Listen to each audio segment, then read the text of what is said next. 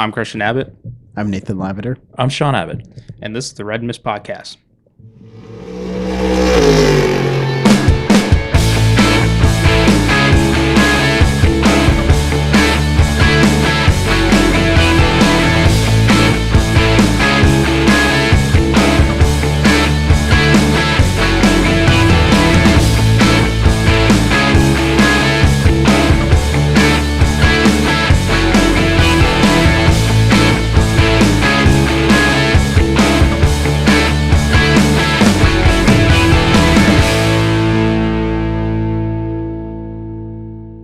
Bonjour. Bonjour. Bonjour. Bonjour. It's the 24 hours of Le Mans. Welcome to part 2, and we are going to be discussing, because we got off to a little bit of a tangent, discussing our own trips and adventures at Le Mans that myself and my dad went to in 2016. We decided to make this its own episode, so enjoy listening to this and our off-tangentness. So, yeah, have a good time. Cheers. Cheers, mates. All right. So I think the last thing to talk about for this Is podcast the world's greatest car race. Yeah, the world. I think. Yeah, I mean, having been there in 2016 Yep. with Toyotas Puking on the last lap. Yeah, 100 feet from the finish. God. I remember watching that stuff live. Yeah, well, This try is being there. yeah. You just sitting there and seeing everyone. Because I'll say, going into that race, there was Audi, Porsche, and Toyota as the top three teams there in prototypes. And I will say, being a Porsche fanboy, I wanted to see them win their 17th or 18th time that they've won Le Mans. I wanted to see that. But, within the last hour, I was like, really pulling for him. But at the same point, I, accepted defeat. And I'm like, yeah, all right, you know what? Well, I'll settle for seeing the second Japanese manufacturer win Le Mans at that time. And I got to say, when they showed them just huffing and puffing down the back straight, and I'm like, they're losing a lot of time. What is going on? Like, this literally makes no sense. And they come finally. At that time, me and my dad are standing behind the pit stop, behind the garage grandstand, and we're just like, Because we were trying to figure out how to get to the. We were trying to figure out how to get on the track for the podium. Yeah. Because we within the last 5 minutes, we just want to get on the track and watch the podium as close as we can be. We're watching the TV back there, and we see the Toyota just slowing down, and we're like, "There's absolutely no way that this is happening." And then they just cough and puke and stop right on the start-finish line as we're standing behind the garages, and we see the Porsche go by, and we're like, craziest thing. We're like, there's absolutely no way that we were just here for this, because we thought that the craziest thing that we would have saw was 6 in the morning. The Corvette crashed. Yeah, we walk over the Dunlop Bridge, right, see the guy hung over on the stairs.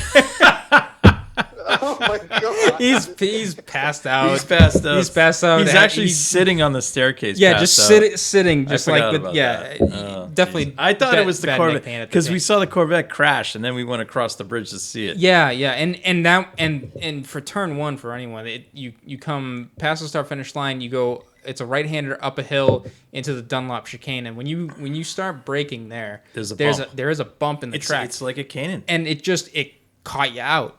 Or I forget who was driving the Corvette. Tommy Milner. Yeah. And when he just laid on the brakes, car hit the bump and just right around. Yeah, And it was at like 6 or 7 in the morning. We're just like, wow, you didn't expect that one. I'll say this: it is the most fun race to go to.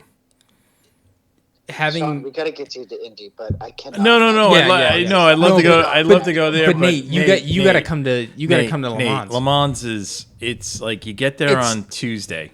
Like Yeah. did we get there Tuesday? Tuesday or Wednesday. We got there Wednesday morning. Yeah, one of the Yeah. two. So there was the first day of practice. Yeah. Because that's right. We couldn't get in. That was the first day we get. So yeah, Right. it is the most amazing. It's Nate. It's just like the feeling that you had at Indy where you Indy, walk yeah. in and it's just the presence that you get from the place of like, Yeah. wow, there's just so much history Like there. when you first, Yeah. like when we drove into, like we were following the directions to get there, and Yeah, you come around this, like we came in off the highway, we come into this rotary, and then you circular around this building, and I'm going, oh, that looks familiar.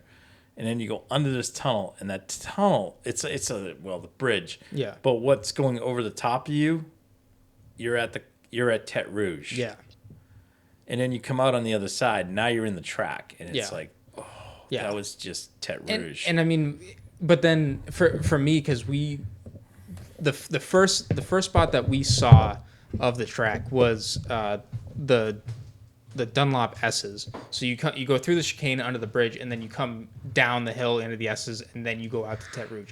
I remember walking up the hill and then looking out and seeing the cars just come down, swooping down through the S's, and I was like, wow, this I can't believe it's there. And Le Mans is my favorite track in the world. That is definitely one track. If I could drive any track in the world, I would go there, because my favorite corner, and it's so, I guess on paper it's somewhat simple, but the corner that I love the most in all of racing is it's not Eau Rouge, it's not Parabolica, it's not whatever other corner that's out there. Canada corner at Road America. I mean, it's pretty cool. Yeah, actually, the kink at Canada, having yeah. been to Road America and Le Yeah. Mans. My favorite corner in all of racing is Indianapolis at Le Mans. It's you know what it is? It's not just Indianapolis. It's Indianapolis and Arnage. Yeah, the whole that thing. section. It starts at that. But it starts at the Mulsanne corner. It starts at the Mulsanne corner Because you come flying down from the Mulsanne straight, break, and the entrance to Mulsanne corner is very similar to Indy. It's a decreasing radius turn. You hit a kink, and you're braking right at that kink, basically. Yeah.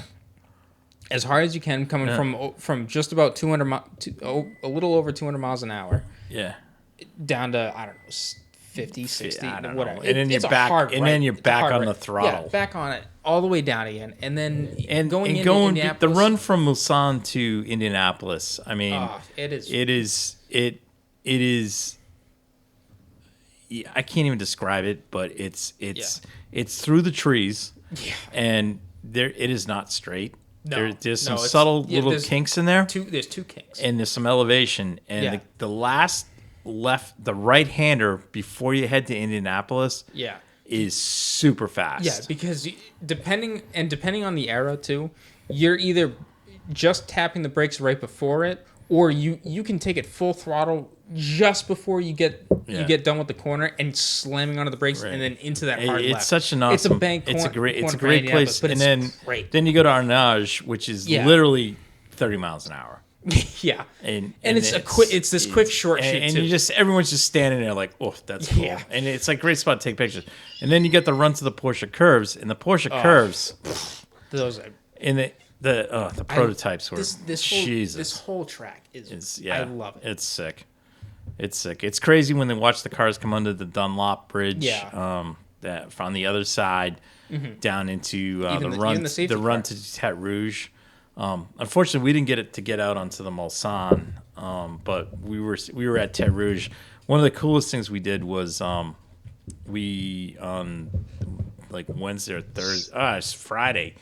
We were hanging out. We went to so at Tete Rouge there's a restaurant, and we ended up hanging out there, and we were able to walk up to the spot on the track where unfortunately Alan Simonson was killed. So we were actually able to kind of go up there and pay some respects to Alan there. But that was pretty cool. I don't, when I say cool, it's he was a good driver and everything. So it was kind of just good to be able to pay respects to him. But to kind of see that and be able to get on the track there to see it was kind of inspiring and very, it was kind of a moment. But the whole experience there is crazy. It's it's amazing at night, and then in the morning when happy hour happens, and then just being in the stands there, and then the end of the day, when the race ended, like Christian was saying earlier, I mean, to be able to we were able to get out on the track down to the pit lane. It was really cool because for some reason, and I Christian probably knows this a little bit better than I do. I can't remember. I know in GTEM, was it in GTEM that the Americans swept the podium, or was it in GT Pro? Pro. What happened? Pro. No. Oh, Ford won. Ford won. Ford and then Corvette. And then was Corvette on there? No, Corvette it was Ferrari. It was it was Ricci.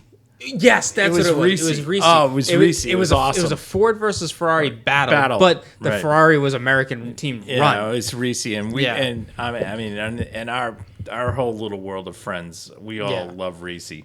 Yeah. They won, and then in the back end on the GT AM side, Townsend Bell and Bill Sweedler, and I forget who else was driving with them. They won, right? Yeah. Did they win? They won. I think they won in their class. Yeah, they won. It was crazy. So it was sick. Like, all I know is the GT Pro. It was Ford, Ferrari, Ford. That's what it was. So it was like 3 American flags up there, and then in GT AM it was like, was Dempsey there? Was that the year they finished? Dixon, he was on the Ford camp for a while. No. Did Dempsey? Is that the year him and Long finished third? No, I think that was the year before. No, it was. Did they finish third that year? It was Abu Dhabi Proton. Yeah, but who was driving? No. Patrick. I think Patrick Long was on that team. Actually, they don't list them on. They don't list the drivers. I don't. I think that was the guy Al Fayed who drove. That guy was really good. Actually, he was a decent driver. It was I'm gonna butcher the name. No. Was it Al Fayed? Al Kabasi. Al Kabasi. Yeah. Pat Long. Yeah. And Hannemeyer Hansen. Oh, David Hannemeyer Hansen. Yes. Yeah. Oh, Danish. Most underrated bronze driver out there. I think he's back at Le Mans this year. You know what? Well, the next. Yeah. So the next. It just an incredible. Like, if you can go to Le Mans, you got to go. I mean, we're talking. Next year is the 100th. Next year is the 100th. Anniversary. Yeah, it's not the running. Next year is the 100th whatever race. Whatever, it doesn't matter. Next year's the big one. I'm like, that one's gonna be. We're kind of talking 2024 going. It's worth it. It's the most amazing 5 days you can spend at a racetrack. I believe it. No, look, boys. I've always wanted to go to Le Mans. Yeah. Well, the bonus. Did you mention about the UEFA Cup being? Oh, the Champions League was there. It's 2024 Champions League. It will be. No, it is should it? Be. It should be. Nate. So the Champions League's going on. So During when you go to during that time? Yes. So when it is. Oh my god. So when you go, get it 2-1. When yes, it was the most insane thing. It was awesome because whenever there was no running on track, and any downtime, the UEFA Cup was going on, right? And all anyone was doing was just in a bar, just having drinks, talking about. So like we were at the restaurant in Tete Rouge. We watched the race. We watched some of the race, and then we watched practice, and then we watched some of the some of the games. Soccer. Yeah. Then when we were staying where we were staying, they had a tent. And we were watching that. And and that was the Formula One race was that weekend too. What was it? What was it? It was the Canadian Grand Prix that time. It was insane. Oh. It was insane. It was it was crazy. It's so worth it. God. It was worth it. You don't sleep Saturday. The best thing you can do is sleep late. The one thing and then get up. The one thing we didn't do was stay up. Yeah, I definitely want to do more nighttime stuff, but I will. We got stuck. Yeah, the one thing is trying to figure out where the one thing I want to do is go to the restaurant on the Mulsanne. Yes, I want to have dinner there. Yeah, actually, next time we go, because the only thing we didn't we didn't go downtown. We didn't go downtown. Yeah, but I think we also weren't there Oh no, but scrutineering is the week before. Scrutineering, so we weren't there. Yeah, so if you could somehow, like, I don't know if the place we stayed at, I don't know if that was open. If that was open from that point, I would say I would do the whole week staying there. Yeah. Yeah, it's just like trying to figure out logistics of that. That's the hardest thing. But it's super easy to get to. You can fly into Charles de Gaulle, you can grab a train. The train will go directly there. Yeah. Provided there's no strike. Anyways, that's shots fired. And I will say this, even if you have to rent a car, I will say this: Google Maps will get you right out of Paris and get you right there.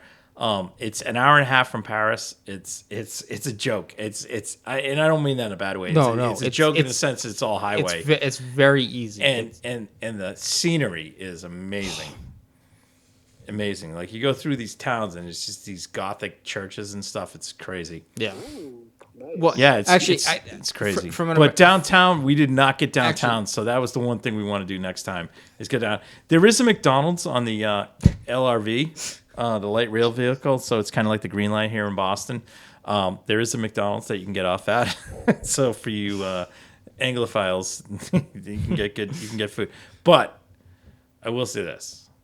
The crepes. Oh, I mean, in France. You know what else? You know what else? The pastries. The chocolate croissants. Yes, that was good. Jesus. No, I will say. They must have been so perfect. I will say, second best pizza that I've ever had in my life. Yeah, no joke. No joke. And not at the track. No, and this was some random place in Paris. Some pizza place in Paris. Late night. Late night. It was like 9:00 at night. I got it. We were sitting out on the little patio that they had by the street. No, that was at the bar we were watching the Champions League at. Then we walked back. No, that's right. No, but from the pizza place, you could see the Eiffel Tower. Eiffel Tower. Yeah. We just the top. We couldn't see the whole thing because we had buildings. Nate, you like the Eiffel Tower, don't you? Yeah. I love the Eiffel Tower. Do you? Yeah. Yes. You like the Eiffel Tower? My favorite. You know where I'm going with that? Yeah. Jeez. No, anyways. Yeah, so that was crazy. Yeah. But I only say second best because I haven't been to Italy yet. But the two guys, the guys that ran the place, were all from Italy. Oh, yeah. And the only reason they knew us was you had the Red Sox hat on. There's so much. Were they like, you guys are American. No, they were like David Ortiz. Yeah, Big Papi. Big Papi. It was like, everybody knows Big Papi. We're like looking at him, and I'm going, I was like going, I go, and then one of the guys had a Yankees hat on. The guy goes, yeah, all my relatives are in New York. And we were like, what are you guys doing here? And it's like, so one of our relatives came. So apparently, like, half the family rotates between Paris and Italy. It was like the best thing. And the pizza was really good. It was insane. Then we went to some store and had the best Kit Kats, though, afterwards. Oh. Then we went to the hotel bar. Which opens at 11. Because they open at 11 to 3. It was awesome. Oh, my God. It was awesome. It's an amazing experience. And honestly, it is not... I know it's a reach, like, dollar-wise and stuff for a lot of people, but you can do it. And it is not like if you can get there, and as long as the public transportation's running, you can literally go from the airport to the track. Yeah, because then once you're there, you don't even need a car. You don't need a car. No. The only reason we took the car was we were there was a lot of there were a lot of strikes going on at the time, and we were really kind of unsure of everything, and we ended up renting a car. Did we need to? Yeah. I don't think so, but anyway, we're kind of going peace of mind. But it is the most amazing experience. I mean, it's crazy. Like, you cannot. It was the people at the track are awesome. But that was the thing. Once you got to the track, you felt like you were at any other track. Any other track, yeah. Granted, some people spoke French, some people spoke German. You didn't. It didn't matter. But it didn't. Everyone was there, and no matter what whoever was on track, everyone was watching the same thing and could speak the same language there. Well, my piss poor French was awesome. So. Did you talk about the Viking? No. Oh, that was yeah. There was a Vikings. They were a bunch of Viking Dutch. Are they Norwegian? Norwegians. They were there. Are they Danish? Danish, whatever. Magnuson. Danish Vikings. I don't know. What is it? In person? No. There was the Danish. There was the Viking party. Basically, there was a Viking party. They rolled up with the Viking. They helmets. rolled up with this. They rode up with a tricycle, like a motorcycle tricycle. Yeah, and it was a chopper, and it was decked out in Heineken. It was so they had a trailer. No. So it was a 3-person tricycle. So there was the guy in the driver's seat, and there was a bench seat in back that was raised up. In front of the driver, they literally had like a triangle. Yeah. And so it was 1 to 5. They must have had a 6-pack in there. Yeah. And then in the back, they had this huge cooler of Heinekens in the back. And this thing had pipes. Like it had mufflers, exhaust pipes that were like amazing. Yeah. And like these guys were the best. Christian got a picture of it. It was hilarious. That whole trip brings picture of 1,000 words, huh, Christian? That trip is undoubtedly one of the best. We had a hamburger. We did. There was an American truck there. They had this semi truck. Did it say like American food? Yeah, literally. It was above the Dunlop S's. It was above the Dunlop. It actually wasn't bad. It was actually decent. It was better than the burger than we had in the village we stayed at. Oh yeah, the poor guy he was overwhelmed. Yeah, it wasn't like he needed Dave, my buddy Dave Steyer, to barbecue that up. But the breakfasts there were good. The rest of the food was fine. Yeah, it was just the barbecue. It's when you tried to go for some comfort American food. It's like it was French. Do we have anything? We didn't go to Tete Rouge. At the restaurant we didn't eat. The food looked good though. Yeah, I think we just had some drinks. We had beers there. Yeah, they brought up the beers in the tray holder. Yeah, didn't the waitress have like we had a 6-pack. We ordered 6. Because we were watching. We sat there and watched the Euro. But the guys next to us, they ordered 3 trays of 12 beers. She brought out 36 beers. Yeah. She brought 12 beers. She brought them out in this one stack. Yeah. It was amazing. Yeah, the 24 beers of Le Mans. No, it was 36. Yeah, those were gone pretty quick because those guys guzzled them. Yeah. They were professional. It was great, though, 5 a.m. during happy hour. So Christian and I get back to the it's going way longer than I thought. Anyways, so we got back to the campsite / trailer park home. It was awesome. We got back at like midnight, and we decided at that point, like, let's get some sleep. Yeah. What happened? Are you gonna talk about the rave that was going on? What was the rave? Oh, the fireworks and shit? No, Nate, you know the snake pit? Yeah. Yeah, there was. Where was that? Oh, that was over behind the Dunlop Bridge. Yeah, but it was close enough to us. No, wait a minute. Which one? Because there were 2. There was like where we were. 2. No, there was one at one at Dunlop, which is where the big concert stage is. Like turn 1, there's a cane. No, so you go up. It's where the Corvette went off. It was like if you went straight across, you went a right angle. It was right over in there. Okay. It was there. Right. But no, there was a fireworks thing that they were lighting fireworks off. It was like the Rusco's house. Anyways, that's an inside joke. Anyways, it sounded like the invasion of D-Day. It was like all night, like for a couple hours, like for an hour. Yeah. Then finally it calmed down and we went to bed. But then we got up at like 4. Yeah. Which was good. We got like 4 hours of sleep, took a shower, and then we walked over to Tete Rouge at happy hour. And the body count was the best. Like people just passed out. Yeah. It was amazing. And then we went up to how did we get across? To Tete Rouge? No, we got to the other side. How did we get across the other side? Because we ended up on the other side when Milner crashed the Corvette. Yes. No. We walked to Tete Rouge, went under the tunnel. Oh, we went under the tunnel. Oh, no, just up to and around. Just to Tête Rouge. Oh, okay. And then we walked up. We walked up. And then we went back under the tunnel to go back to the Dunlop. No, we went up the other side because we went around the restaurant, and then there was that path that went up. There was a gateway that went up. Yeah. You remember, like, the rotary was above us? Yeah. And then we walked in that way. And because we were on the other side, so we saw the cars coming down the outside. Yeah. So we walked up, and then we walked up. So we're standing on the backs. We were on the outside of the Dunlop Bridge. And then we walked down below, and that's when we saw the Corvette go off. Yep. And then we walked across the bridge. Yeah. And that's when we saw that dude guy. Passed out. And it was hilarious because like people were taking the picture with him. The guy was passed out sitting straight up. No. Well, yeah, he was sitting. But his back was hunched over. Arms dangling down at the legs. We were taking pictures of guys and stuff, like just taking pictures with them. It was hilarious. It was great.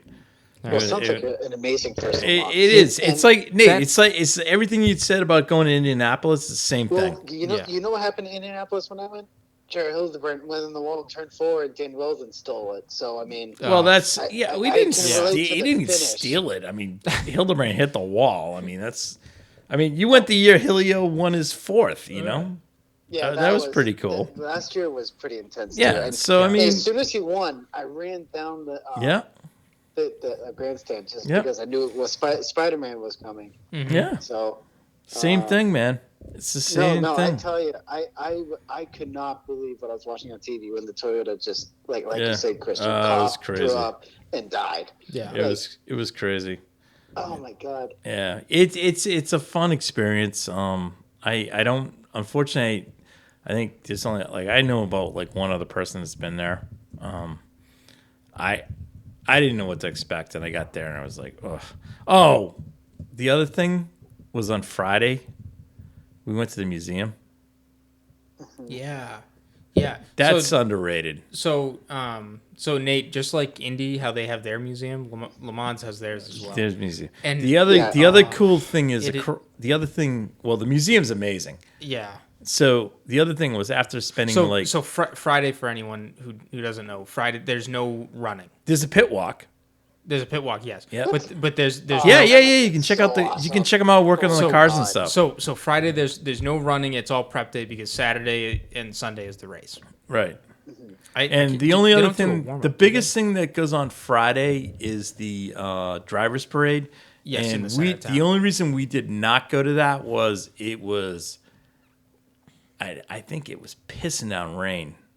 We didn't know what the forecast was going to be, and then it pissed down rain at some point. And we were kind of glad we didn't go. Yeah, but it is super easy to get from the track to the center of town because I think it's just a tram ride. It's a tram ride. Yeah. But the other thing was after going to the museum, which was we were in there easily 2 hours. Yeah, we were every time we walked by every car, we were like, oh wow, this is cool.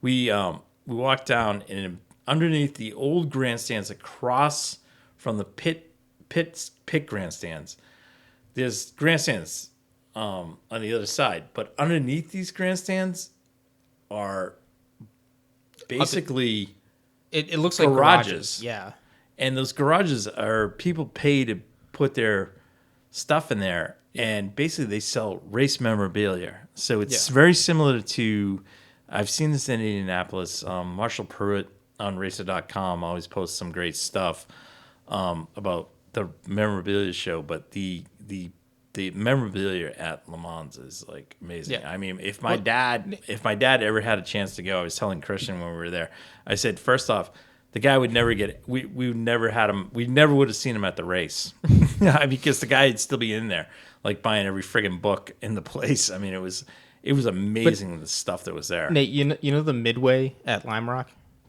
where they have the tent set up, and they're selling stuff. They're selling stuff, Yeah. With all the tents and this is like 10,000. It's like that, but there's this stuff is 10 times better. 10,000 times better. Yeah, it's crazy. It's crazy. It's the most amazing thing, and take my money, please. We went to exactly. And then the other thing was we were because it was Ford, we went to the Ford exhibit behind the pits remember the exhibit hall? Mm-hmm. They actually had. Oh yeah, that's right. They had the GT40s that. Yes. And we talked to those guys that were the engineers at Ford.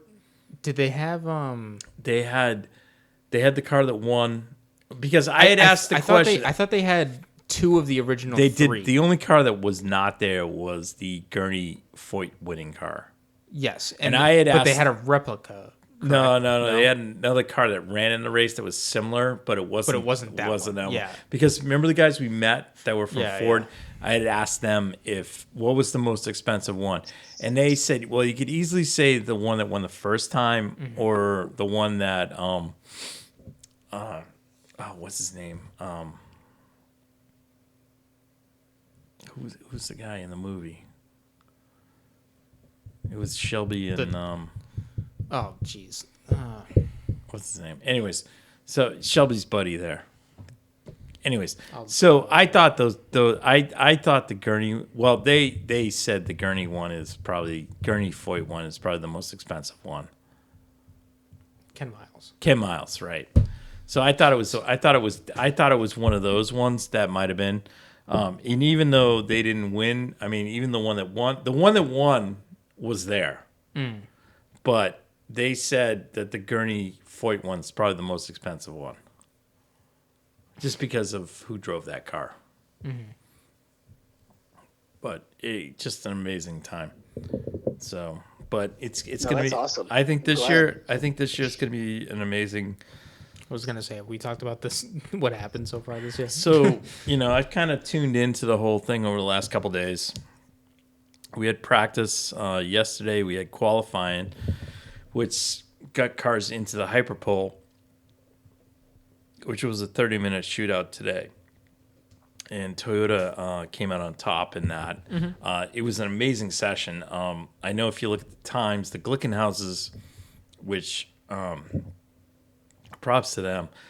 If you look at the times, the Glickenhauses, I think, were like a half second to a second off the pace they or were more. A second and a half. Yeah, and almost 2 seconds off that's of the leading Toyota. Yeah. Well, that's not really the key indicator because they during all of free practice they've been the ones leading the way. They were leading, or unfortunately within 2/10 of Toyota. During the qualifying session, they ran wide at the final corner. Yeah. And even the Toyotas had lap times deleted there. So, I mean, it is a stacked field right now. Looks good. Curious, in GTE Pro, the Corvettes were 1 in 3? 1-2. Front row lockout. Was it a front? Are you sure about that? All right. Okay. Sorry. I thought it was. Oh, it was 1-3 in practice today. Yes. Final practice. Nick Tandy put it on pole, right, and then Antonio Garcia put it on second. So the vets look good. The question is, are they going to get hosed on BOP adjustment? Yeah. We're waiting. The latest thing that I saw was that Porsche was kind of like, because I guess the last BOP adjustment that they had, and for anyone who doesn't know, it's called balance of performance is BOP. Yeah. The sports car world, they do this to try and even everything out. And honestly, it's great. Do you build a car and do you not get to run it as fast as it can be? Yeah, that's a downside. I will say the way the BOP has gone, honestly, in sports cars has been, it's worked a treat because I can't. There's numerous races that you could list off. Yeah. That were great races. I mean, 2017 at Le Mans came down to literally the last 5 minutes between the Aston Martin and the Corvette. The Corvette got a flat tire. 2016, 2015, the whole year, Audi and Porsche would be swapping first and second every single race. 2016, and even 2016. 2016 was the battle between the Fords and the Ferrari. Yeah. Are you screwing one team? Yeah, but at the same point, you're creating a great spectacle, and it is honestly one of the closest things you can do. Because even when we go to any of the IMSA races, you could watch the qualifying, and any of the cars could be on top because every single lap they get faster and faster and faster, and the whole field gets covered by half a second. The reason why we're kind of going on this route, and we're kind of saying, are they going to get screwed, is there's going to be tomorrow it's going to come out. Oh, Corvette's going to get hit with like a 0.5 millimeter adjustment to their intake. I mean, it's like, you know what? Set the BOP before the race. Right. You know, don't, just because some team shows up, you know. Now, Corvettes run the whole season in WEC, okay? So they have the data. Especially this year, They have the data, okay? So it's like, you know what? You guys set the BOP, F it. You know? I mean, I know the Ferraris might be behind a bit, and I really think... So my adjustment there is, okay, the Ferrari can come up. Yeah. Why penalize the Corvette? Why penalize the Porsche? Mm-hmm. You know, the car that's behind, okay, give them a break so that they can come back. Yeah. All right, that's my thing. Yeah. What do you think, Nate? You awake? Yeah. No. Yeah. Well, my whole thing is like with BOP, it should be done well before qualifying. Right. I think. Right. Because I mean, because I think in IndyCar they need BOP, penalize Penske. I mean, you already have all that time there. Here's my thing, and you know what series that I think does it right is British Touring Car. Because you get reward weight. They do reward weight. So if you win a race, you get 10 kilograms added on your car. I wish you could stop that. And so because you win a race? Yeah. Because you're so fast, right? But this is the thing. When you oh man, I'm gonna blank on the driver's name.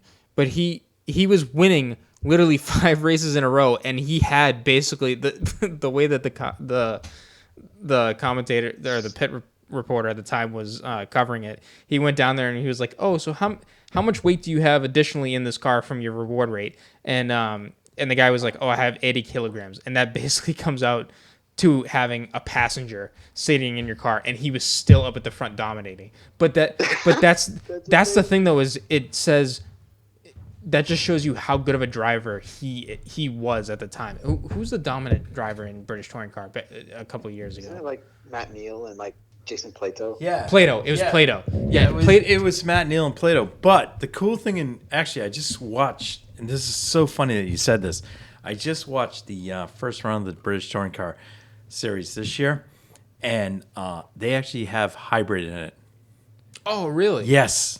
Oh, so wow. You're allowed, and it sort of works similar to IndyCar with the push to pass. Mm-hmm.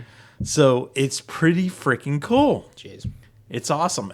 It works differently in the rear wheel drive cars and in the front wheel drive cars. So it's kind of cool. Mm-hmm. So really cool. I don't know. I'm not 100% certain if they're using. I think they're using the weight brake. I think they're still using that. But yeah, like all throughout, I'll have to go back and double check. I'll double check that. But in prior years, yes, rewards weight. I think I have no problem with that because then it's the easiest thing. Because then you're not doing, because this is the problem with the BOP stuff that I've had is they'll make adjustments every race. Yeah. They were doing that for a couple seasons. Yeah. They've had a couple seasons where they just kind of left it, which was good because what you want to see out of BOP is, okay, look, a car is going to dominate one track. That's fine. Yeah. Right. And then you hope that when you go to an opposite kind of a track, that the other car dominates because that's where it's supposed to be strong. But the thing is that they'll get caught up in making the adjustments like after every session to try and like really tweak it as best as they can, which I get. They're trying to do it in the best interest and, you know, make everything fair and competitive as much as they can. But sometimes they do get it wrong sometimes, and, you know, it sometimes skews it a little bit more, and it doesn't really create the best show. But, you know, in a 24-hour race, it's still 24 hours. Yes, it's become more of a sprint race than it has in the past, but you still have to have a car that lasts 24 hours. I mean, case in point, 2016, you have a car that lasts 23 hours and 58 minutes, and you know, 2-cent part. 2-cent part broke. That's and it's same thing happened last year in I think it was the LMP2 class. Past the Dunlop chicane. Yeah, I think you're right, Nate. Yeah. I think you're right. So it's like any other sport that's out there. You have to play you got to be there the full distance. Otherwise, you're just wasting your time. So I think, I mean, it's just amazing, but it's really interesting across all of different kind of racing series and stuff is to see how series balances out thing. My favorite thing is I honestly like the rewards weight. Yeah. You know what? You won, you get penalized. I mean, if you still can win Sounds with like an oxymoron. Well, you still can win. Well, right? Right. I mean, I'm not arguing that, but I'm just like, it's like. Well, it's like doing the rental carts. I mean, you get load up to a certain weight. As long as you're a decent driver, you can overcome it, right? For sure. So I mean, the same thing in that. The thing I don't like is, and like Christian's been kind of like just jokingly saying this all along the last week or so, is like, oh, Corvette's doing great. Yeah, wait till the BOP comes out. Yeah. I mean, it's like that's what I don't like. So true. No, yeah. That's what I don't like. Is. Like Toyota's going to get hammered. Yeah. I mean, look, the Toyota drivers did a great job today. They kept the car inbounds. The Glickenhaus guys were pushing hard. And I all to him because you know what? That's Jim Glickenhaus, who runs the team, said, he's like Carroll Shelby. He's an old throwback, and he was somewhat involved with Shelby, so he was like, let's go for it. I mean, the Alpine guys went for it, stuff like that. So, it's going to be a fun race. It's if you can stay up for it. Yeah, and it's the best. I'll tell you what, I love it. And I'm gonna be Saturday night into Sunday. It's just like Sunday afternoon. I don't know if I'm gonna make the NASCAR race night. I really don't know. The drivers that are in sports car racing is unreal. Like there's a lot of drivers in there that I would contend is some of the best in the world. It's a heavy crop of drivers, yeah. Because even just listening. I'm just looking at the spotters guide and who's in what car. But you got drivers like Mike Conway, Kamui Kobayashi, Jose Maria Lopez, Sebastian Buemi, Brendan Hartley, then Nicolas Lapierre. Go to Glickenhaus, man. You got Durrani, Lapierre, Romain Dumas, Durrani. Oh, it's Dumas is on the Glickenhaus. Yeah, but, that's the badass right there. Ryan Briscoe, Russell Westbrook, Richard Westbrook, Russell Westbrook. Great. Okay, sorry. Is LeBron coming to the game too? There's Sebastian Ogier. Yeah, there's some badass drivers. There's Dane Cameron, Felipe Nasr, Robert Kubica, Louis Delatraz. I know. Like everyone's kind of like goofing on Penske. Felipe Albuquerque. Everyone's kind of Ollie Jarvis. You know who's a badass? That Sophia girl. Sophia Flourish. Yep. Yeah. Well, actually, go to. She's with you know what? Go to the Iron Danes team. They got some good women drivers there. GZM. I know. I'm trying to Iron Danes. But Nate, I'm gonna be honest with you. I would not be surprised if Penske wins. Well, I don't want Dane Cameron to win. I really don't. What? Why? You hate him? You hate him? What is this hate for Dane? Yeah. Share setups with everybody hates Dane Cameron. Why does everyone hate Dane Cameron? I love that guy.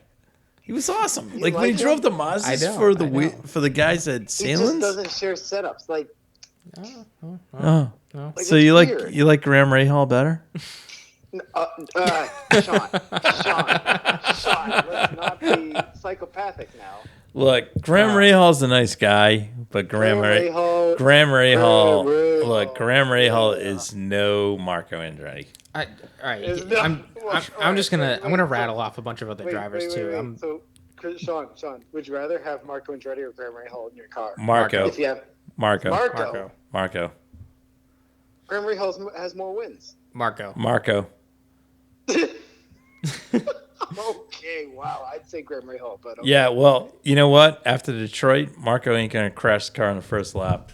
What are you talking? Right. He swept both races in 2017. Yeah, you know what? That's great. That's nice. That's what have you done for me in the past? But like this weekend, he put the car on the wall. All right, I just go ahead. What else you got? So what else? Whoa! You haven't even got the GTM, which has. I haven't even gotten through the rest of the LMP2 field. Can you just go to the Aston Martin teams? Hold on. That lineup should be outlawed. Yeah. So the Nicky team. Yeah, Nicky Team is in one car, and Martin. He's going to be fast. Nicky Team and his partner in crime is in with Ben Keating. There's Nicky Team, Paul Delana, senior citizen, and then who's fast as hell. Who? Pittard. I don't know. Jason. David Pittard. Yeah. Pittard. All right, go to the other car. The TF Sport. TF. Yeah, this has got Nicky Team's former teammate. So there's Ben Keating. Yeah. Chavez. Yeah. Now who's the next guy? And Marco Sorensen. Yes. Yeah. So Team and Sorensen. Yeah. They used to be the factory drivers. Yeah. Those two. Oh. Woof. Right. And you put no. Yeah. And if you put Alan Simonson with it, Simonson with him, they're friggin' so Sorensen and Team are the Dane train. And then if you put Simonson in with it, that's the true Dane train. Yeah. Oh God. Yeah. But then even so then going and Ben Keating is no slouch. No. He's no Tracy Crone. And then where Nate's like, wait a minute, I know who that is. So in LMP2, I just want to list off some of the drivers that I think are really top notch. There's Dane Cameron, Felipe Nasr, Robert Kubica, Louis Delatraz, Nico Muller, Alex Brundle, Sebastian Bourdais. What? Whoa! Who's Jesus? No, it's Alex Brundle. But I immediately think of Martin Brundle for whatever reason. No. Alex is really good. Is really good. Both of them are really quick in the sports car stuff. I'm not doubting him. Yeah. Guys. Anyways, Nate, you're just being Phil a Hansen, youngie. Phil Hansen, Felipe Albuquerque, Alex Lynn, Ollie Jarvis. It's frightening what's in that class. And I'm like halfway through the LMP2 field right now. There's Sean Galale, Rene Rast, Sean Galale, F2. Lawrence Vanthor's brother is. Oh, Dries is doing it. Dries is so he can't take. He's on team WRT. Yeah, but he can't at least wipe Lawrence out this time. The Alex Brundle from the Nürburgring 24. Alex Brundle is running with Esteban Gutierrez. Yes, in the Interpol. Inter Europol competition. Yeah. There's Ricky Taylor. He's running with Cool Racing. Cool Racing. Who's in Jota? It's Jota.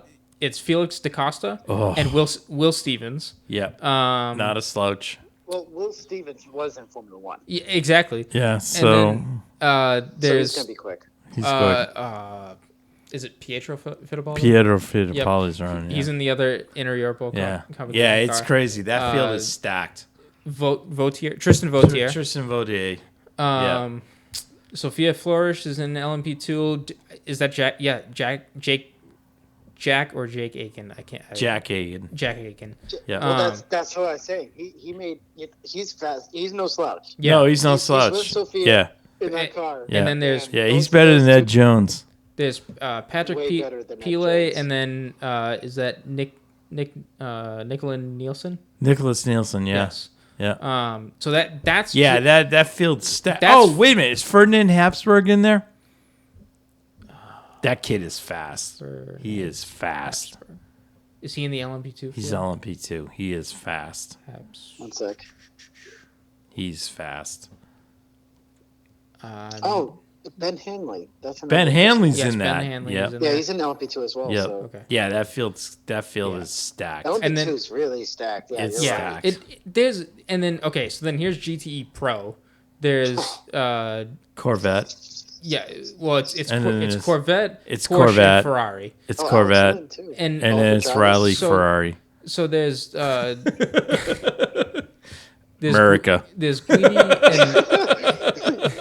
and there's Guidi, Collado, and Sarah. Yeah. On a wait Ferrari. a minute. Go back to the Riley Ferrari. yes, the Riley Ferrari is Fraga, Sam Bird, and Shane Van Gisbergen. Wow. SVG. Dude, Shane Van Gisbergen. That is a good one. Yeah. You want to go elbows out? Go elbows out with Shane Van Gisbergen. And then on he'll fence you. I love SVG. SVG is my favorite. And then on the other AF Corsa is Molina, Fuoco, and Rigon. Yeah. For the Porsche, how many Ferraris are there? 3. 3 in GTE Pro. Right. 2 are AF Corsa. And then Riley. Riley/Reese. Yeah. Well, and can I add something? Shane Van Gisbergen is with Sam Bird, who's been pretty good. And they have Felipe Fraga. Yeah. Yes. Yep. Yeah. That kid is amazing.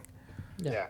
And then for the Porsche team, we got is it Gino Bruni? Gianni Bruni. Gianni Bruni. Yeah. Richard Leitz and Fred Makiewicz. Yes, Makiewicz. Yeah. And then on the other Porsche, there's Michael Christensen. Yep. Kevin Estre and Lawrence Vantor. Yep.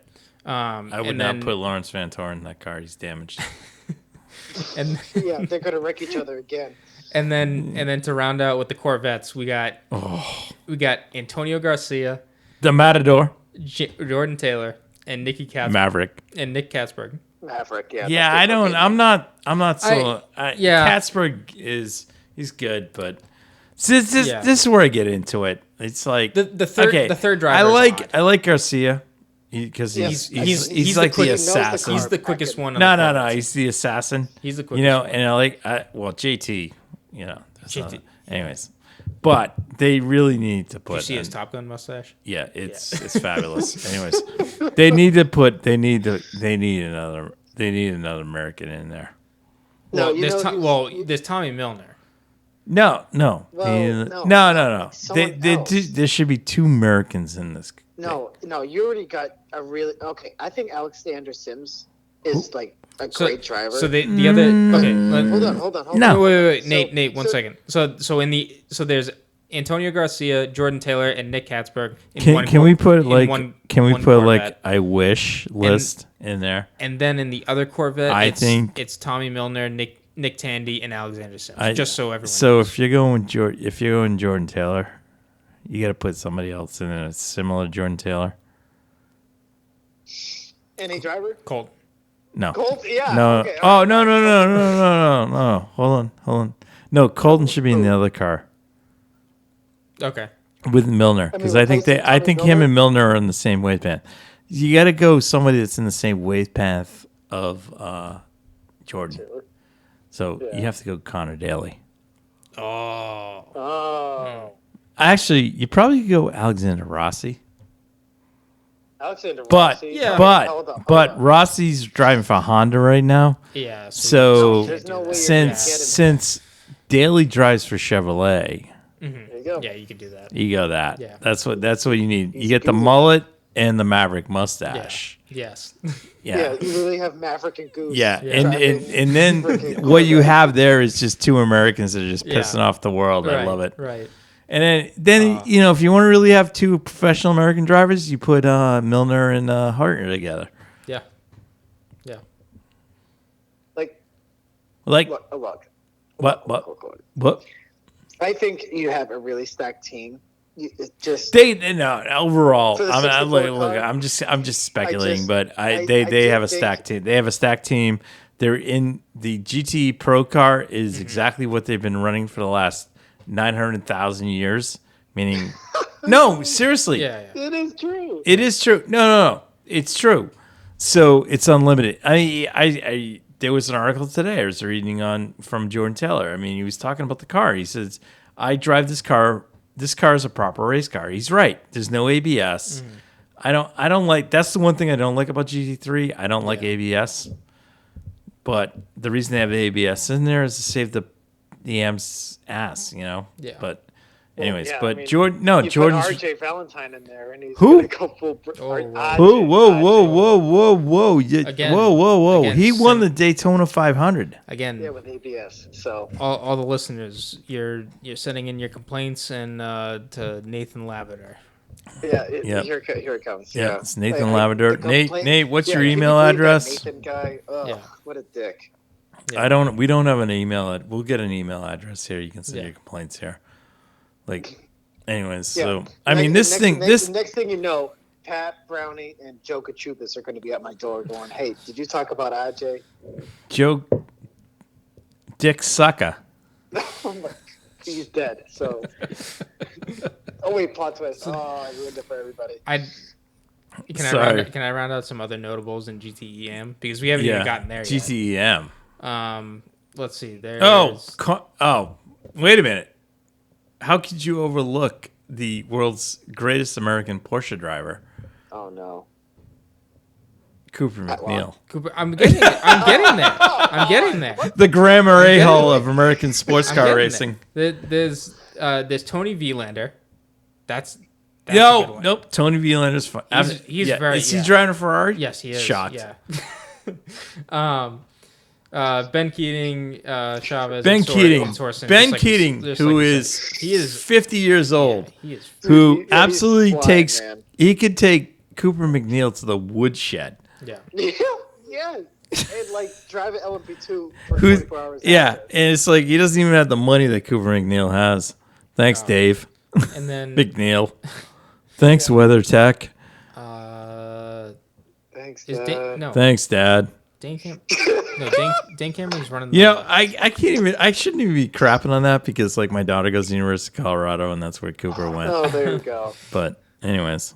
You guys should be best pals. Then. Yeah, we should be. Oh, we've been to the WeatherTech Cafe out there. Oh, Ben Barnicoat is running. Ben Barnicoat. He's running badass. Team Project One car. Yeah, excuse me. Ben Barnicoat steps into the Lexus last weekend. Can I say I love Ben Barnicoat? I've seen him race fabulous. At Bathurst. And he's. You've been to Bathurst? You ran Bathurst? No, I've not been to Bathurst, but I watched the live feed on YouTube. I gotcha. Do you know who's in one of the Iron Lynx cars? Who? Giancarlo Fisichella. There's Alessandro Balzan. Oh, Balzan. Did you just yawn on him? Yeah, no, I just gave it the big Balzan. Yeah. Balzan's good. I like him. I know it's getting late. We'll wrap this up. We'll wrap it up in a second. It's only 5:30 in there's Le Mans. Renger van der Zander. Renger van der Zander. What's he running? GTEM, Whoa! He's not in a prototype. Nope. No, JMW Motorsport. Yep. Wow. The 66. Let's see. Then there's. I didn't know that. There's Sebastian Prio. That team and Harry Ticknell. Whoa! And who's the third there? It's C. Reed. Marco Siegfried? No. C is the first name. Is the first name initial, and then Reed is the last. German. Oh, Christian Reed. Christian Reed. Sorry.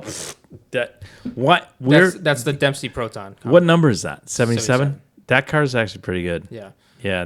That's. I hate to say it. That might be the winner. Prio is. That team's stacked. Yeah. That team's stacked, top to bottom. And then you got the best American Porsche driver, Cooper McNeil. He's amazing. He can never it's amazing. He could clean Pat Long's rear end up. Yeah. And then oh my God, Jesus Christ! And the other Iron I wish I had car his money. Is Giancarlo Fisichella. Yeah, why is he down in the? Why is he in the AM class? He's with Matteo. I know, but why is he? And Richard. Highstand? Yeah. Yeah, but still, why is he in that class? I don't like that. Yeah, I know. I wish he was in the pro class. He should be. Because, the AF Corsa guys are the best, smoking-wise, with fuel. Then there's Paul Delana, Nicky Team, David Pittard, and... Anything else? Not any other names that I recognize. No. I'm sure I haven't really been keeping on top of the sports car world in the past couple of years just for drivers' sake, because when I left the last time I was paying attention to names, Prio was coming up. Yeah, on the ladder, he was doing Porsche, and he was doing dominating. Yeah. And it was he's doing all right. He's doing all right. The the field of drivers in sports cars, yes, there's a lot more names that can get in there, but it is definitely a field. It's not a field to. It's gonna get crazy next year, especially when they bring in some extra cars. Yeah, and I think like a bunch of teams. Like, I'll be honest with you, I don't think the IMSA teams are going next year because like they want to know how the car runs. Yeah, I get it. Mm-hmm. Like people are like, oh, they're not coming. I'm like, dude, it's like the first year of this new car. It's like, why am I going to truck it all the way to freaking Le Mans to like, right? You know, it's not worth it. Le Mans it's a 3-year thing. Yeah. I mean, Patrick Dempsey proved it. Mm-hmm.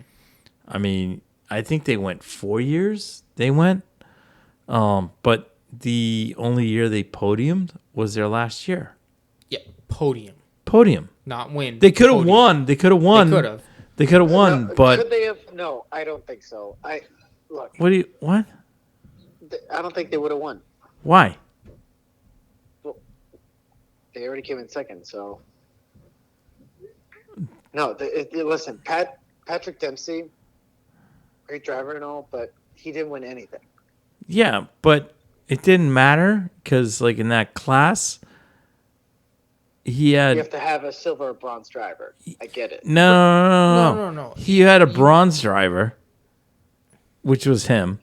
You have a silver driver, which is Joe Foster. Yeah. And then you can have a gold/platinum driver, which is Patrick Long.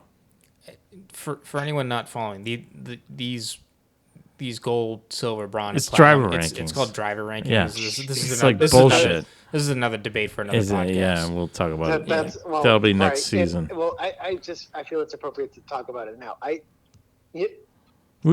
think my favorite, like, one driver I'd love to see in like a bronze or silver status is Bobby Labonte.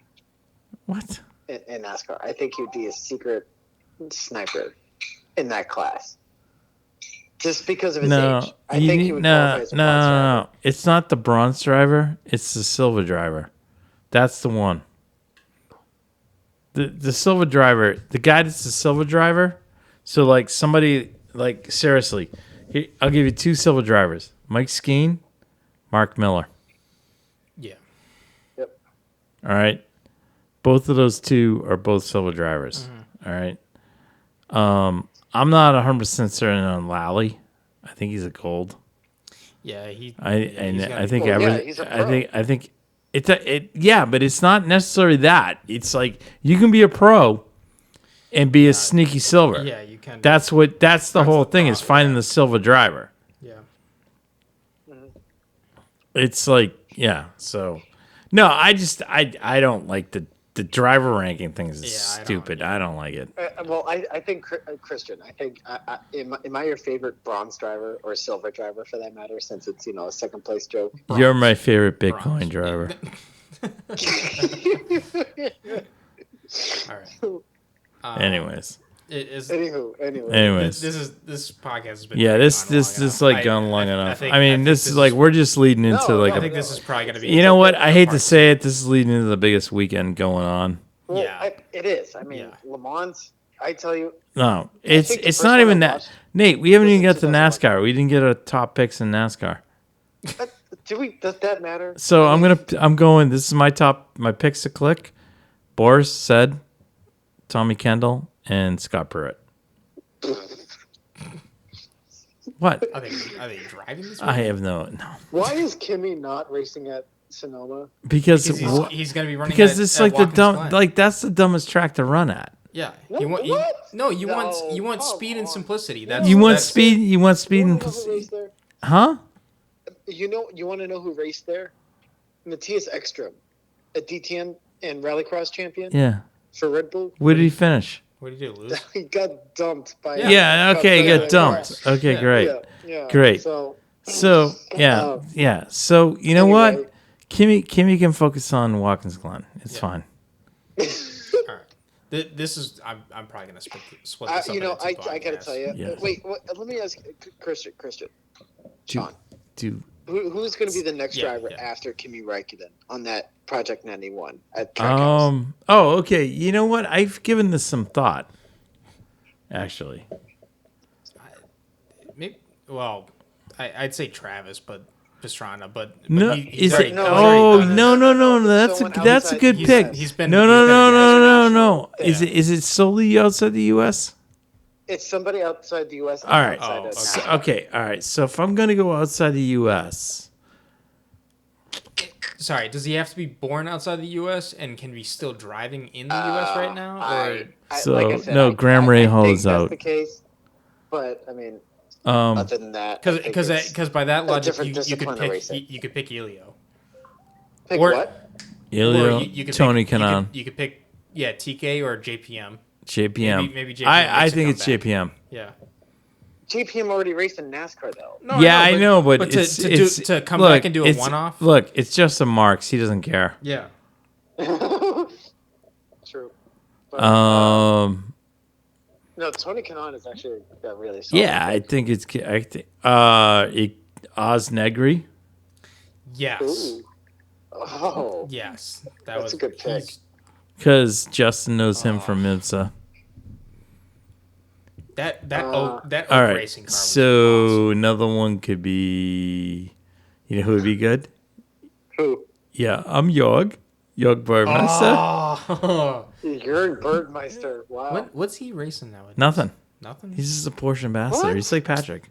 He's the Porsche legend. Yeah, I know.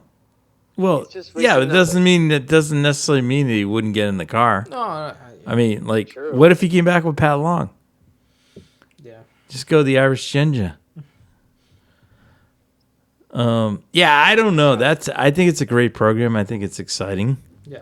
No, that's how you market a ride in NASCAR, man. It really is. Yeah, as long as it's not Lewis. It's not Lewis. Did you get Danny sure. Rick in there? He's gonna be like, no. Danny Rick? Yeah, I would put Danny Rick in the car. But when would that? Well, it wouldn't be this year. No, it doesn't matter. You would just pick him for a race. Yeah. Just Yeah. It's a one-off race. I mean, Kimmy's all right. Yeah, Kimmy's like. I know Kimmy's yeah. He's got the time. Yeah, Kimmy is like it's like JPM. Yeah. Okay. Oh, I know. Anyways, it's like Rossi's famous 5-word interview that he had the other weekend. Oh, that was fantastic. That was the best.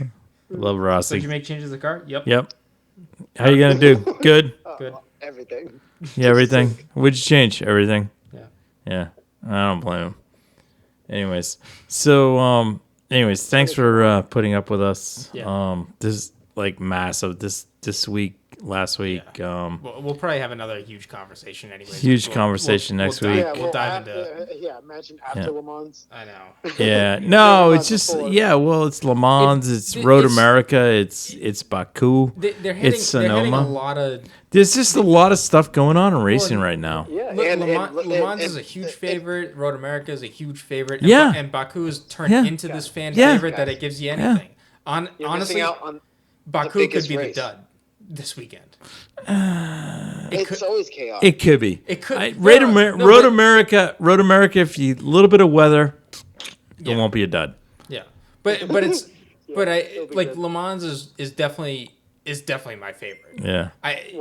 Hands down, that's the biggest race. I'm just like, hey, look, after being up for the 24 hours of Nürburgring like the other night, I mean, Jesus God, I mean, the podcast next week I should be a complete mess. Anyways, but I'm looking forward to it. By the time this podcast come out, it might be a two-parter. I think it could be a two-parter. Yeah, I think it might be a two-parter because we've covered so much. So much. And we're not. We didn't even get into really what happened this week. Unfortunately, I wish some of this we could have cut and put for a post-season podcast. But anyways, we can recap and do it then. Yeah, because we'll share more stories. Nate, appreciate the NASCAR update this week. Thanks. Yeah, you're welcome. Yeah, thanks. I'm glad it was as heavily descriptive as I tried to make it. Yeah, well, at least you knew who won because I had no clue.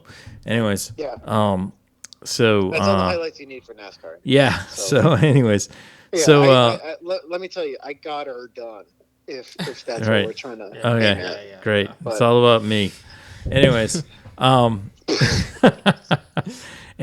thanks for putting up with it. So episode 5/6 has come to an end, and 5.5. We'll talk to you all next week, and hopefully everyone be safe. Take care. Thanks. Have a good night.